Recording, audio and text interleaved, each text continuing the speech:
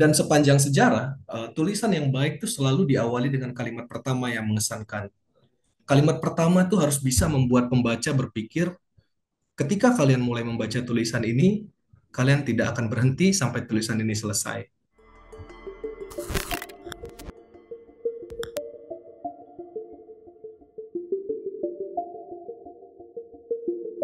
Terima kasih udah datang. Kita langsung mulai aja ya. Jadi hari ini aku akan share soal dasar-dasar kepenulisan. Jadi em, yang pertama harus kita pikirkan ketika kita mau mulai menulis itu tujuannya, teman-teman. Tujuannya tuh bisa macam-macam ya. Ada yang mungkin butuhnya nulis skripsi karena teman-teman mahasiswa ya. Mungkin ada yang mau nulis skrip video, mungkin ada yang mau belajar jurnalisme, belajar nulis berita. Nah, itu kita harus tahu dulu tujuannya. Apa sih yang mau kita tulis? Setelah kita menetapkan tujuan, hal berikutnya yang paling penting adalah kita siapkan strukturnya. Nah, struktur tuh semacam cetak biru atau perencanaan ya. Apa yang mau kita lakukan dengan tulisan itu. Kalau teman-teman lihat orang bikin rumah itu kan ada gambar ininya ya, gambar polanya gitu, kamar mandi di mana, kamar tidur di mana. Nah, dalam tulisan juga kayak gitu. Sebelum mulai menulis, sebaiknya kita menyiapkan sebuah outline yang menjelaskan struktur tulisan kita tuh nantinya akan gimana. Nah, struktur ini sebaiknya kita pilih setelah kita menetapkan tujuan, karena struktur tulisan yang satu dengan yang lain itu berbeda. Misalnya, kalau kita nulis berita dengan kita menulis fiksi, itu strukturnya beda. Kalau nulis berita itu kan strukturnya biasanya 5W 1H. 5 bagaimana, di mana, kapan, kenapa gitu peristiwa itu terjadi. Informasi itulah yang utama. Jadi dia harus ditaruh di atas.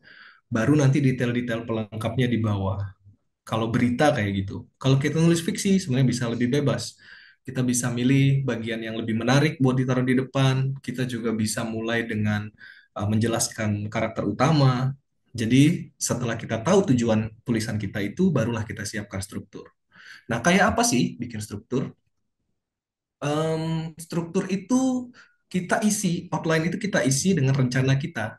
Misalnya kita mau berargumen tentang sesuatu, itu kita harus susun dulu tuh di bagian mana kita mau nulis isunya gitu. Misalnya kita mau ngomongin PPN 12% gitu.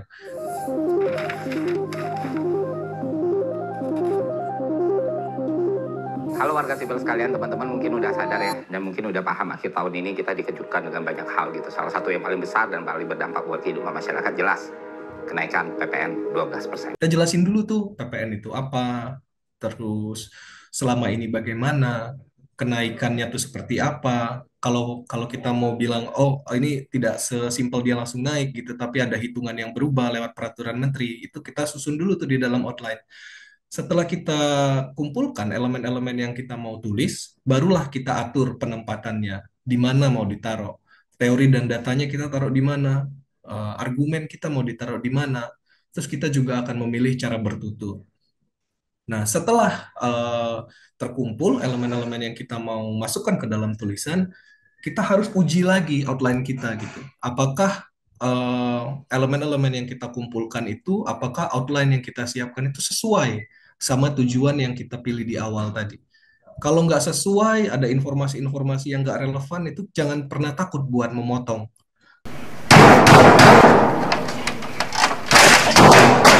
Kadang problem orang itu ketika dia menulis adalah dia terlalu sayang sama hasil risetnya.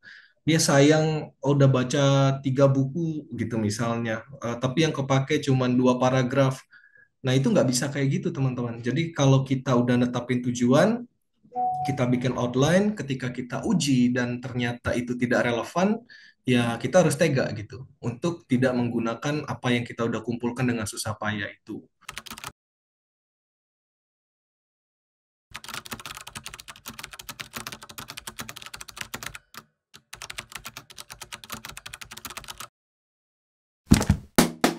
Setelah kita uji, barulah kita mulai memikirkan proses penulisannya.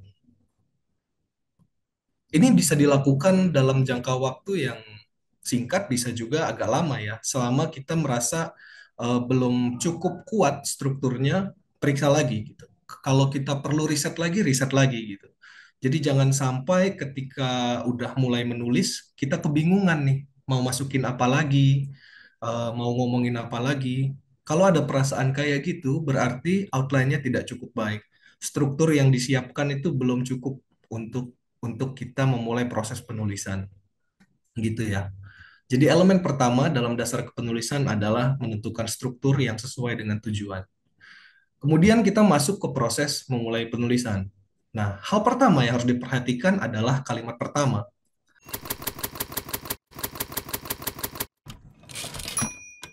Karena perspektif kita, suara kita, ritme cerita dalam tulisan kita itu ditetapkan lewat kalimat pertama. Kadang-kadang orang itu berpikir kalimat pertama hanya untuk masuk ke dalam topik. Padahal kalimat pertama itu bisa punya peran yang sangat penting. Misalnya, di sini aku kasih dua contoh. Ini dari fiksi ya, dari novelnya Tolstoy yang judulnya Anna Karenina. Dia bilang, semua keluarga yang bahagia sama aja, tapi keluarga yang nggak bahagia, itu nggak bahagia dengan caranya masing-masing. Ini kalimat pertama yang sangat kuat, sangat memorable, dan langsung melemparkan pembaca ke dalam sebuah dunia yang baru, yang berbikin kita berpikir, wah ini orang ngomongin apa ya? Kok statement pertamanya aja udah semenarik ini gitu. Nah, itulah kekuatan kalimat pertama. Dan sepanjang sejarah, tulisan yang baik itu selalu diawali dengan kalimat pertama yang mengesankan. Kalimat pertama itu harus bisa membuat pembaca berpikir, ketika kalian mulai membaca tulisan ini, kalian tidak akan berhenti sampai tulisan ini selesai.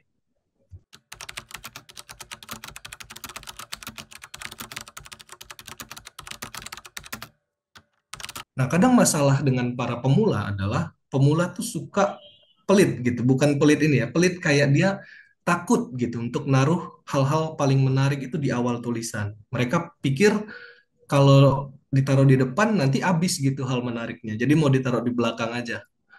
Ya kalau habis berarti kita tidak cukup menyiapkan di outline tadi gitu. Kalau cukup, kita nggak akan perlu takut gitu untuk menaruh hal-hal yang paling menarik itu di depan. Karena bagaimanapun pertaruhan tulisan itu dimulai sejak kalimat pertama. Jika kalimat pertamanya nggak menarik, ya bagaimana mungkin kita berharap orang mau membaca tulisan itu sampai selesai? Siapa yang mau membaca tulisan yang membosankan? Nah, jadi itu PR pertama tuh. Kita harus bisa crafting kalimat pertama yang mampu meyakinkan pembaca bahwa tulisan kita itu pantas dibaca sampai selesai.